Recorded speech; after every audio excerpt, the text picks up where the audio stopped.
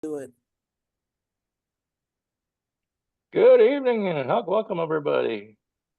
Welcome to our Growing the Disability Vote discussion and information. I am one of your fabulous hosts, Jay Jin Pak. With me is Carol Rosen from REVUP Illinois and the Going Home Coalition, and my partner in crime with co-founder of Chicagoland Disabled People of Color Coalition, TJ Gordon. You all like to say hi? Hi, everyone. Hi there. It's happy to share our information uh, as it is currently middle of October of 2024. We're gearing up for our upcoming major federal election, as well as possibly some other elections. We wanted to share some information about our community, disability community rights around voting. Um, and especially for those of us in the Illinois in living here in Illinois, some information on how to register, some key tips and things to keep in mind, and what our rights are. So to begin with, again, um, this information session is brought to you by Chicagoland Disabled People of Color Coalition, or Chicagoland DPOC, in partnership with the Institute on Disability and Human Development at the University of Illinois, along with REVUP Illinois, um, which is a statewide coalition of self-advocates and people with disabilities and groups wanting to empower the disability vote. And REVUP again stands for Register, Educate, and the Power of Our Vote. So just in terms of our kind of like our flow for tonight, we're going to talk a little bit about why voting is important for our disabled community, a little bit about our voting rights, um, go over some information on how to vote, and share some links and QR codes on how to register and get information about polling sites and where you can go to vote and what are what accessible voting means. Um, some resources on how to research the issues or candidates, um, and we'll finish up talking about self-care. This is and all the information that we're going to be sharing as a note is all strictly nonpartisan.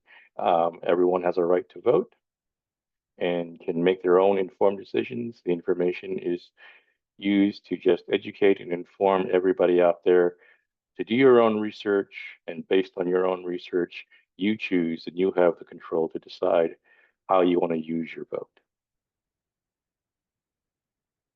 All right. So start with, let's see. Carol, do you want to just kind of do a quick intro of Sure. Going Home Coalition and REVUP? Absolutely. Thank you so much. I am an advocacy specialist at the Arc of Illinois, overseeing the Going Home Coalition and RevUp Illinois. And there's lots of other things you might want to know about me, but for the sake of time, I'll just move on. All right. So let's see. We'll kind of move on. So again, kind of like the why, when, where, and how of our voting. So let's move up to, so what is voting? Again, the idea of voting is that, we all have as citizens living in the US, um, all of us who are 18 years or older have the right to use our vote. And that is our way of telling our political leaders and choosing our political leaders, um, and letting them know what we want in terms of policy and what directions we want. And the ideas of why it is important to vote is, voting is as it's all our, it is our right. We have the right to use our vote. And that voting right has some power. It tells our political leaders, what policies, what issues we care about as individuals and collectively as a society and collectively as a disability community. Um, Voting matters, and it does make a difference, and it does can make change depending on issues and candidates and the policies that we vote for. Um, and voting, when you think about voting, it may sound sometimes can be overwhelming, and sometimes you hear all the rhetoric and all the debates, and sometimes it can feel overwhelming and feel like maybe what's the point? But it is important to remember your vote does matter, and getting out to vote and casting your ballot, however you decide to vote on whatever the issues or the candidates are, does make a difference. You're adding to the collective message of how um, we want our policies and leaders to think. So, in terms of let's see, let's move a little bit further to who can register. In terms of who can register to vote, I think for those of us in the disability community, um, it starts out with registering to vote, and there's can be questions around, well, what if I'm a guardian? If I have a guardian, can I still register to vote? And the answer is yes. Yeah, you have, or even people who are under guardianship still have the right to vote, and you can express that and register, get the information, and make your choices. Um, in terms of registering, because we're in the process, and kind of move on to talk about some resources around how to register to vote. And this information will be linked on our Facebook, on DPOC and RevUp's information, where you can scan the QR code, and that can take you to the Illinois State Board of Elections voter registration page, where you can, um, if you're not registered, you can register to vote and fill out an online form. Um, and it's actually not as complicated as one might think. When I first registered, I thought, oh, it was going to be complicated. It's going to be tedious, but it's really not. It's not that bad. Um, for folks who are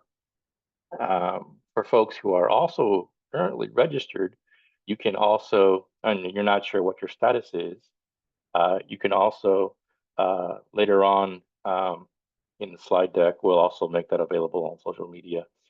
Is another QR code where you can scan and you can check on your registration status and to find out what your status is and make sure it's still current. Okay. And anything I'm missing, Carol, TJ?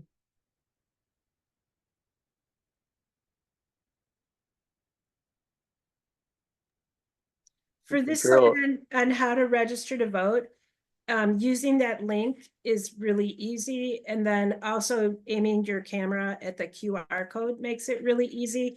It really, as Jin said, takes about 5 minutes if you use your QR code. You can still register to vote online.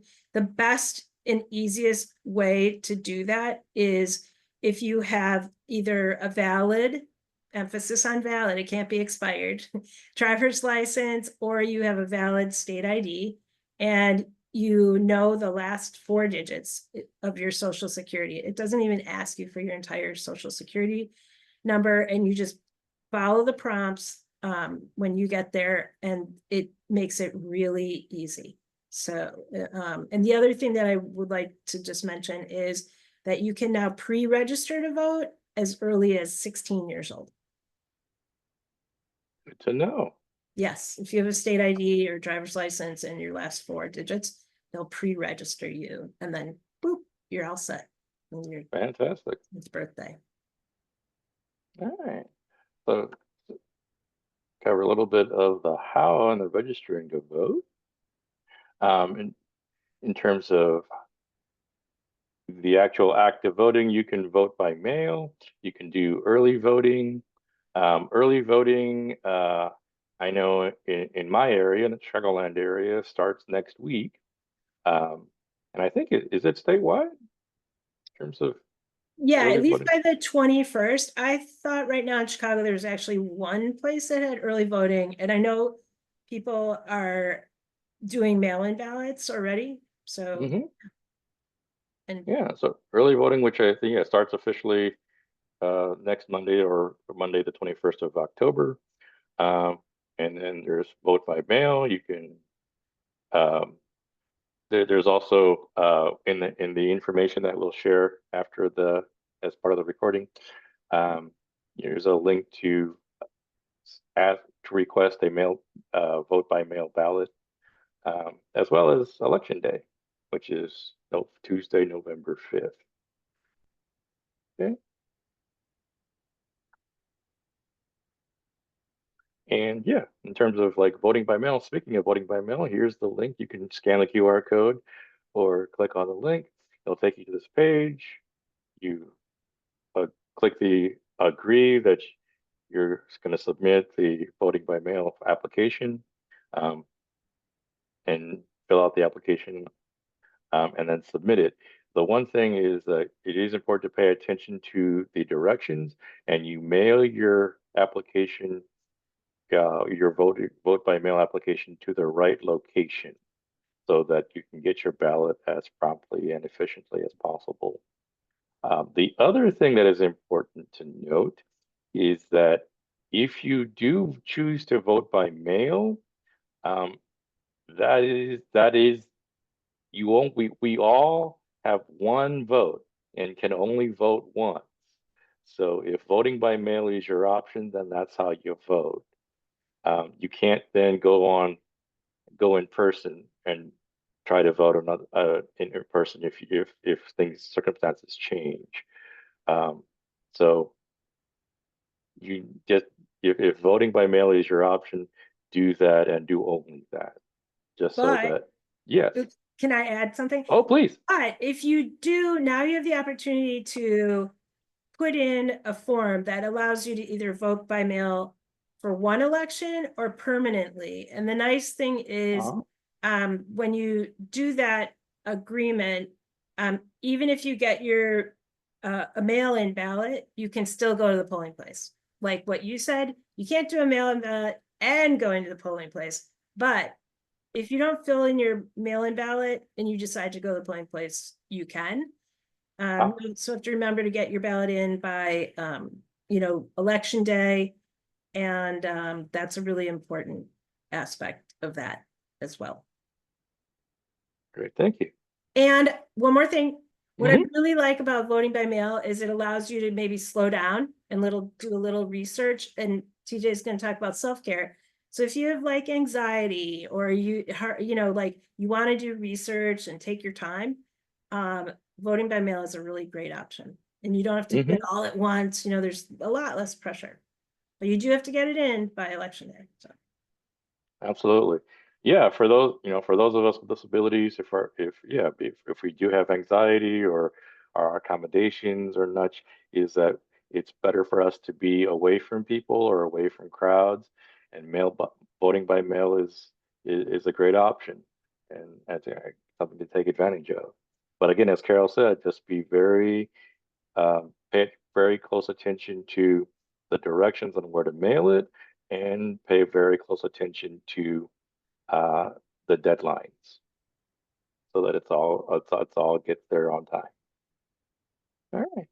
So the other thing we want to talk about is where, since we're talk a little bit about how, for folks that are able to or wanting to vote in person, uh, the places that are typically identified as polling places are public places like libraries, houses of worship, police departments, and or schools.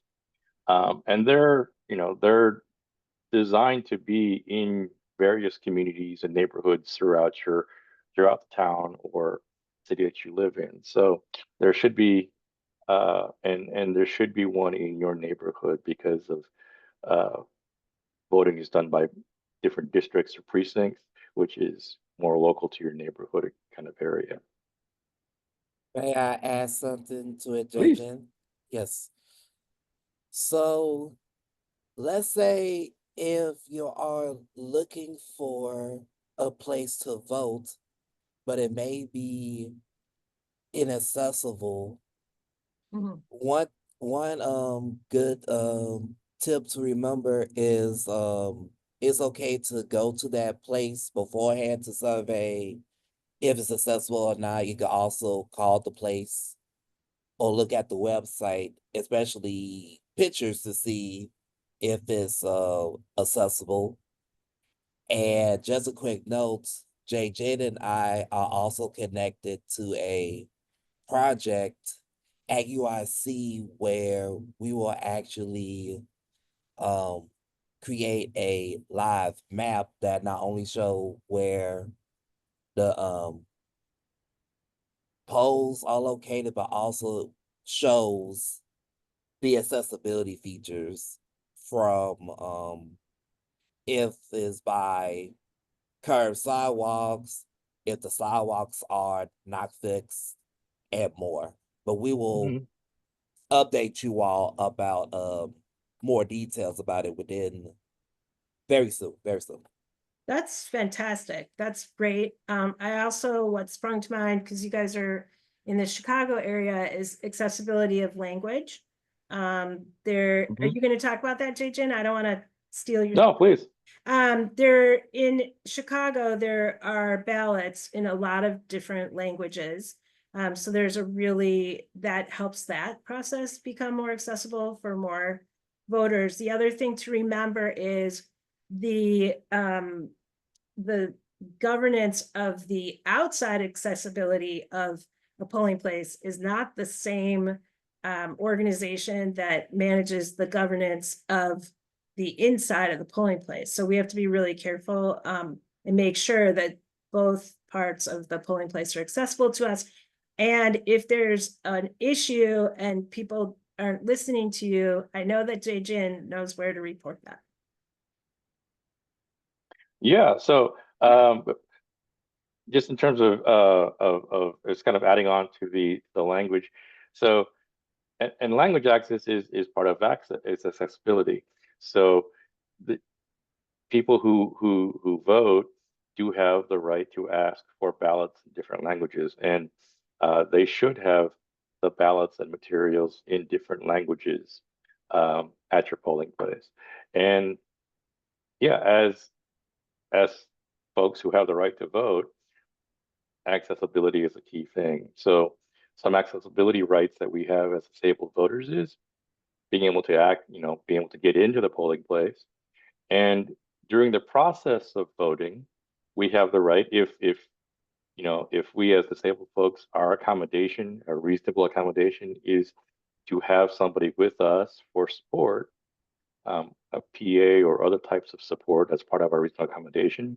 We have the right to have that person with us. Um, Similarly, we also have the right to ask polling the polling staff or volunteers to assist us in reasonable accommodations ways so that we can vote. They can't obviously not providing any guidance or insights on how to vote, but the specific technical aspects of getting our ballot, getting to a voting booth, getting set up, reading information as needed, all of those types of very objective kind of assistive supportive activities. Um, all right, and yeah, um, in terms of if something happens and we get to the polling place, find out some aspect of access is not working and there's a barrier, um, there is let's see, cover this in a sec, but uh, in Illinois, there is a agency called the Protective and Advocacy Center, which is named Equip for Equality. Their job is to provide supports and advocacy for all of us with disabilities when we face discrimination or access issues. And we'll also highlight the website. In fact, I can actually, I'm going to stop share and share their site, or share that website.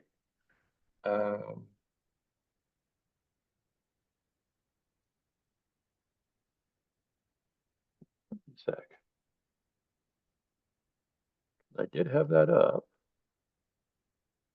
Let's see. Yes. So Equip for Equality is our Illinois Protective Advocacy Center. So anyone from Southern Illinois, Central Illinois, Northern, Western Illinois, they go to their polling site and face some kind of issue, they can contact Equip for Equality. And they have a lot of information and fact sheets on voting access and voting rights.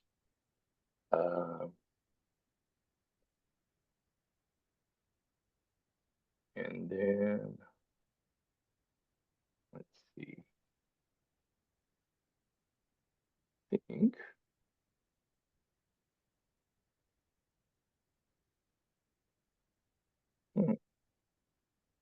I know they have a specific hotline for voting.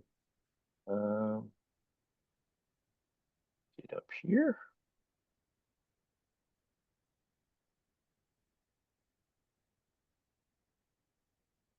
Right. Ah, the voting helpline. Here he is.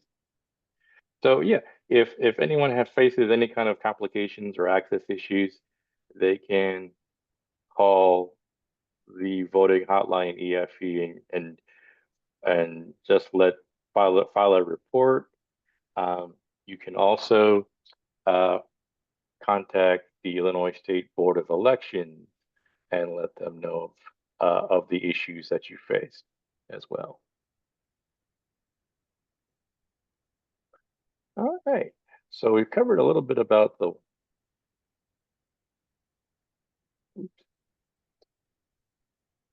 information, and in terms of finding your polling place, again, you can also Google or locate your local town, county, Board of Elections and call them up or stop by and ask them directly about information around polling places. But you can also go to this link or scan the QR code with your phone, and it will take you to this little page where you can plug in your address, your street address, your street number, street name, zip code, and it will tell you a listing of the polling place in your area. That'll be in your neighborhood. And then once you find that out, you can call the Board of Elections or your elections board in your town and ask them questions around your access needs. Is there a ramp? Is there folks that can help me get to a polling place? Will there be people to read stuff to me, or any other access questions or questions around voting that you might have?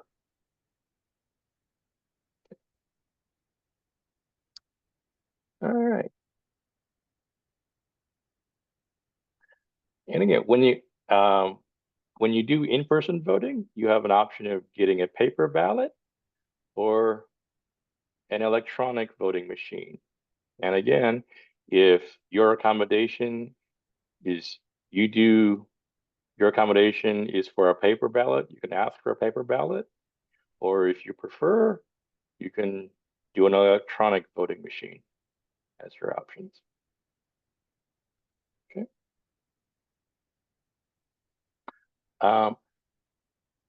In terms of in the news, there has been a lot of talk in various states requiring IDs. here in Illinois, and Carol and TJ, correct me if I'm wrong, but here in Illinois, there is no requirement to show an ID to actually vote. Is that correct? It is, and I would like to add that I'd rather be safe than sorry and bring that ID if possible, right? In case you're asked.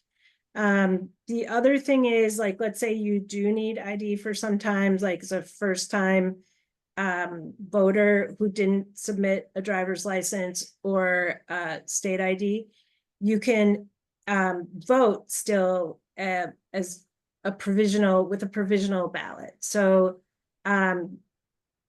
it's just better to bring it. That's what I think. If you can. I mean, if you're a seasoned voter and you know that it's not a problem, like I like to vote early. So I just walk in and out. But if it was my first time after I just registered, I'd probably take it just in case. Mm-hmm. Right. Yeah, just your state ID, or you can, any valid recognized ID. All right, let's see. So in terms of learning, so we talked about how to vote, where to vote, some key information around there. Questions around, okay, how do you find out about the candidates? Again, we're not sharing any direction on which way to vote, but here are some websites, and we'll also make these available afterwards, where you can go and do your own research. In addition to, you can find out the candidates, if it's for your local elections, national, state elections, you can go to the candidates' websites, of course, and look at their policy section and see what they say. But you can also go to these other websites and other like reputable news sites to see get different perspectives, analyses on their policy positions or what they stand for. All of that can help you make a good informed decision on how you want to use your vote. The other thing I want to add that's really nice again, also, like let's say you need more accessibility again, ballot ready. You can fill out a mock ballot on ballot ready that you can take with you into the polling place.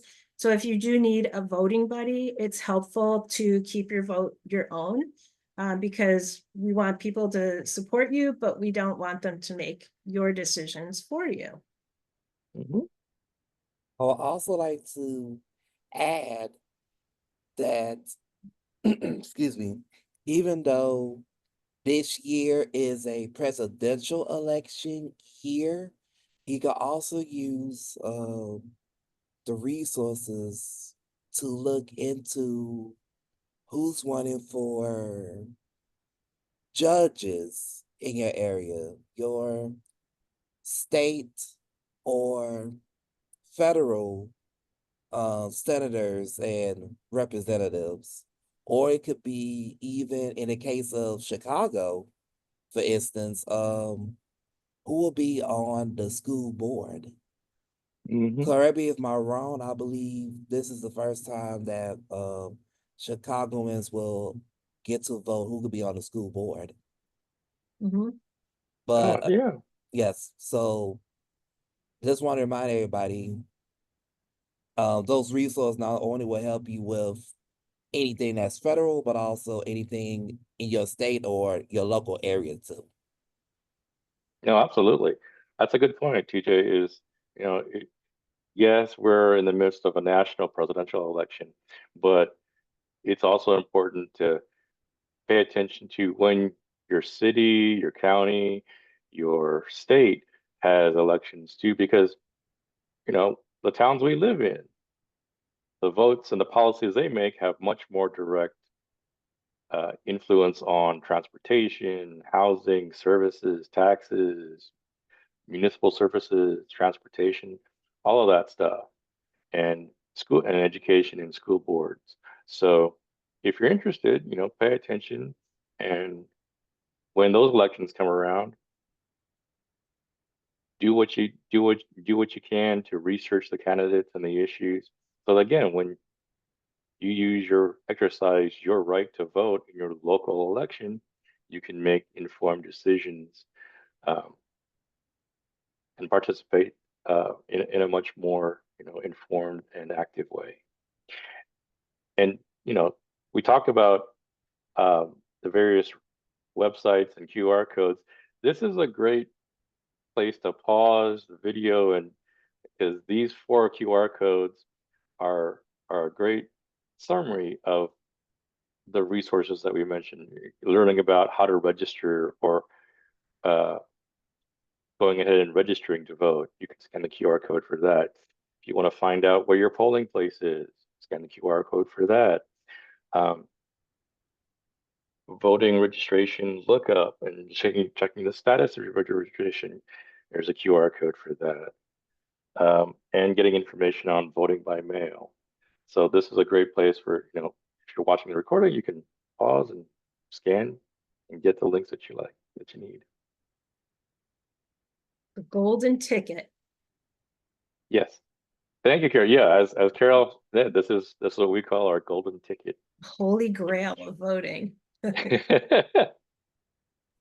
right, and then here's some other links that we'll also make available in terms of resources on voting registration and other voting information. So, as we kind of wrap up this portion, Carol, you want to just talk a little more about REVUP Illinois? That'd be great. I'm just going to spend like literally 5 minutes talking about REVUP Illinois. While the ARC of Illinois did have a REVUP grant, we were just awarded the REVUP Illinois, which becomes engaging on the state level and engaging other participants like DPOC and USC to become more involved in voting. And this is about the kind of activities we do. You'll see it runs the gamut. I'm going to talk kind of quickly. It runs the gamut from just really all kinds of engagement. So it can be very serious, like polling place accessibility issues. Again, Jay-Jin was super interested in making sure people had ballots in the language that they need and how to find them, because it's one thing that those resources are out there. It's how to help other people know that those resources are out there. And then there's some really lighthearted and whimsical ideas. And I'm just going to rush through them. And oh yeah, you're driving, right? Okay. Oh, and here's Jay-Jin and TJ with Mayor Johnson and Tamar, and then Rachel Arfa. Do I have to say Commissioner Arfa? I don't know. I'm sorry if I did it. Keep going, Jay-Jin. That'd be great. And that was at the Disability Pride Parade. And the REVUP Illinois, again, Jay-Jin said what REVUP means: register, educate, vote, use your power. And it's all about building the power of the disability vote, increasing civic engagement in the disability community. We believe that although it's a national movement, that really the important work happens at grassroots level and with local leaders. Go for it.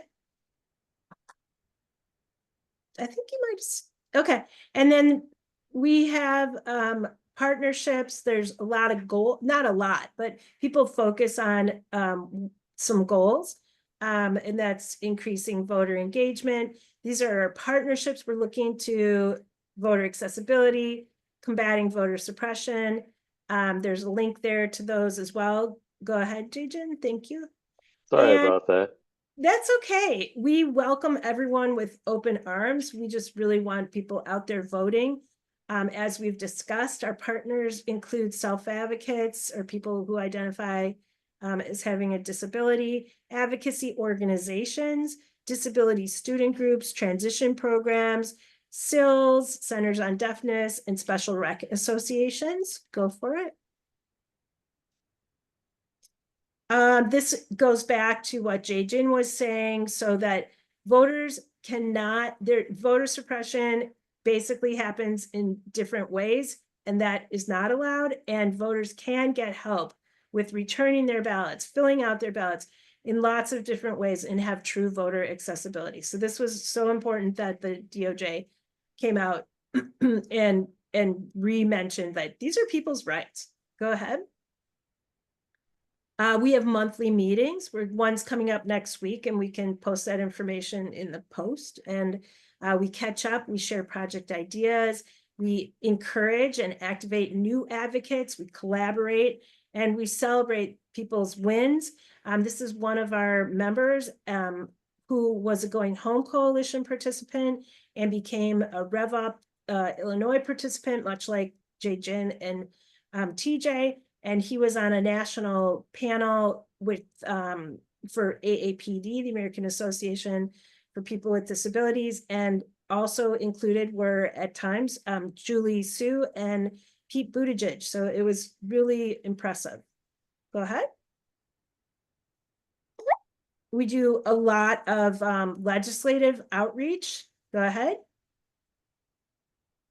And we also, during Disability Voters' Rights Week, which happens in September, we find really fun and engaging ways to celebrate that. These are 2 proclamations that were issued, one by the Mayor Johnson of Chicago and one by Governor Pritzker. Go ahead.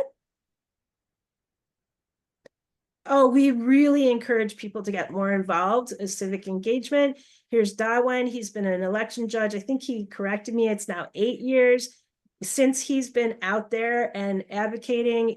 I know 3 other people who became election judges after he spoke, which is great because we want people with disabilities, helping people with disabilities and educating others, you know, to engage with people with disabilities. Dawen lives in Chinatown. He helped provide resources in Chinese. We also mentioned that there's many other languages, over a dozen or around a dozen. Go ahead. We have a wonderful link here to a whole legislative advocacy series, how a bill becomes a law, both state and federally, all about voter education and registration. It really teaches you other lessons about legislative advocacy. Go for it. Okay, go for it. This is just some of the outreach we do. Keep going. I think that would be great. This again talks about Disability Voters' Rights Week and ways people get involved and the ways it was publicized through social media, Instagram, Facebook, Going Home Coalition, and we do collaborate with the Illinois State Board of Elections and co-brand with them. They're fantastic and they're great at answering any questions that come up. This is Miles Evans, and he did a event with both his Special Rec Association and collaborated with the League of Women's Voters to do this great voting event where people could go through a mock ballot and then decide if they want to become a registered voter. And it was really a ton of engagement. Go for it. Oh, this is great too. This is Erin and Caroline. Erin registered on her phone at the ARC conference, and the next year her friend Caroline wanted to register. So it was Erin teaching Caroline and helping her, supporting her to register to vote. And that's a video, and that's gotten a ton of streams. It's out there and really fun. And this was made at the 2023 Disability Voting Rights Week. It's super fun. People were posing with posters. And this year, this was the dates of the Disability Voters Rights Week. Go ahead. This was us at Special Olympics. So it's another way to engage people with disabilities and get people voting and more engaged in REVUP activities. This was a great story. This was at Special Olympics. So the Special Olympics Without Limits cheer team did a vote cheer. And that's also posted on the REVUP Instagram and Facebook pages. Go ahead.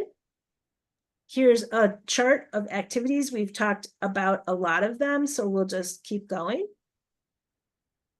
And we would love for you to join us. And then I think the next slide has my contact information.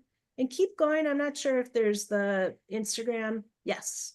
Okay, great. Here's REVUP Illinois' Facebook and Instagram pages. We would love to have you follow us and appreciate that. If you want to know more about Going Home Coalition, which is all about advocacy and building community capacity and helping people out of state institutions, there's that. We'd love for you to join us there too. The Arc of Illinois, there's a newsletter sign up link and the general website where, again, you can find those legislative advocacy modules. I think that's it, JJ. Yeah. Oh, yeah, Yes. that's And great. then Oh, TJ, okay, TJ, self-care. Yes, to close us out for tonight, I'd like to address some self-care tips for the 2024 election day. My apologies for the typo, by the way, for 2020. It's supposed to be 2024, but it's still important for any year. 2024 is an important year because it is the year where we get to choose our next US president, local and federal legislators, board members, and judges. The pressure of figuring out how, where, and who to vote is huge. It's already hard to figure those things out, but this year, the election season is a very stressful time of year due to the historical implication of this year's presidential election, the conflicts in the Middle East, attacks on the disability community through service cuts, inaccessible housing, etc., and many more things that are happening around us. Why you need to vote this year if you want to have a say on who should lead our nation in local places. We also understand that you wish to get away from the drama and talk about elections. Election talks and news can be too much to handle and process sometimes, stretching you out. The people in Chicagoland Epoch, along with staff from the Institute on Disability and Human Development and REVUP Illinois, came up with a list of ideas on how to take care of yourself and de-stress during the election season. Here are some examples. Next slide, please. Here we go. You could read a book, blog, or article that you enjoy. You could spend time with family and friends. It's okay to avoid following the news on election day as much as you can and watch something else or look at something else. You could play and cuddle with your pets, or if you don't have a pet, your stuffed animal helps too. You could play games by yourself or with family and friends. Next slide. You could meditate or pray or relax during election day or whenever you get stressed about the elections. You could take a walk by yourself at your local park or around the neighborhood. You could eat your favorite comfort foods and drinks in moderation, folks, in moderation, not too much. You could eat or shop at your local businesses near you. So you could go to your favorite restaurant or places to shop. Or you can window shop too if you want to. You can use election day to do a personal project like cleaning up the house, exercising, knitting, cooking, or creating artwork. Next slide. Oh, yes, you could also catch up on some movies, social media videos, or TV series that you like. You could write your thoughts or some poetry in like a journal or sheets of paper. You could listen to music and dance, whether it's by yourself or with lots of people. Or you could turn that into a fun party or game day with family and friends. If you're not into partying, that's okay. You can use election day to take a nap or sleep it off, go to bed. And again, squeeze and cuddle your stuffed animals or comfy pillows or your pets or your child, your nieces, nephews, whoever you love. And I think for time, I think that's a great place to end it for our time as we're coming up to uh, uh, something that we need to take care of. So with that, it's just wanted to just say again, thank you everybody Thank for you. taking the Thank time you. to view. Yeah. TJ, Carol, thank you so much That for was awesome. I co-presenting with learned me. a lot. Gonna go cuddle a stuffed animal. Sounds like a plan. Thank I you. will, I Remember, will cuddle. vote.